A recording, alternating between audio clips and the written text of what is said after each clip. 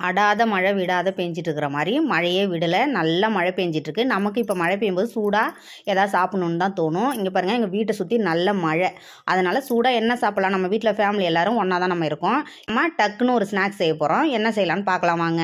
1 cup மைதா சேர்த்துக்கிட்டோம். அதுக்கப்புறம் கடல மாவு 1/2 கப் சேர்த்துக்கிட்டோம். 1/4 கப் அரிசி மாவு சேர்த்துக்கிட்டோம். 1 கரண்டி தயிர் சேர்த்துக்கணும். தயிர் சேர்த்தா மாவு நல்லா கிறிஸ்பியாக இருக்கும்னு சொல்லுவாங்க, அதுக்காக தயிர் சேர்த்துக்கிட்டோம். உப்பு சேர்த்துக்கிட்டோம். காஞ்ச இது கருவேப்பிலை, வெங்காயம், பச்சை மிளகா, பெருஞ்சீரகம் கையால் அப்படியே நசுக்கி போட்டுக்க வேண்டியதுதான். அப்போ தான் டேஸ்ட் சூப்பராக இருக்குங்கிறதுக்காக அந்த வேலை. தண்ணி ஊற்றி நல்லா மாவை தளன்னு பிசைஞ்சிக்கணும். பிசைஞ்சு இங்கே பாருங்கள், போட்டதுக்கப்புறம் நல்லா போண்டா உப்பி சூப்பராக வரும். அப்போ தான் கெட்டியாக இருந்தால் கல் மாதிரி இருக்கும். இங்கே அப்புறம் சுட போண்டா ரெடி ஆகிடுச்சு. இங்கே பாருங்கள், நீங்களும் ட்ரை பண்ணி பார்த்துட்டு கமெண்ட்டில் எப்படி இருக்குன்னு சொல்லுங்கள். நம்ம வீட்டில் இருக்கிற பொருளை வச்சு டக்குன்னு ஒரு ஈவினிங் ஸ்நாக்ஸு டீயோட செம்ம டேஸ்டியாக இருக்கும். Okay, bye friends.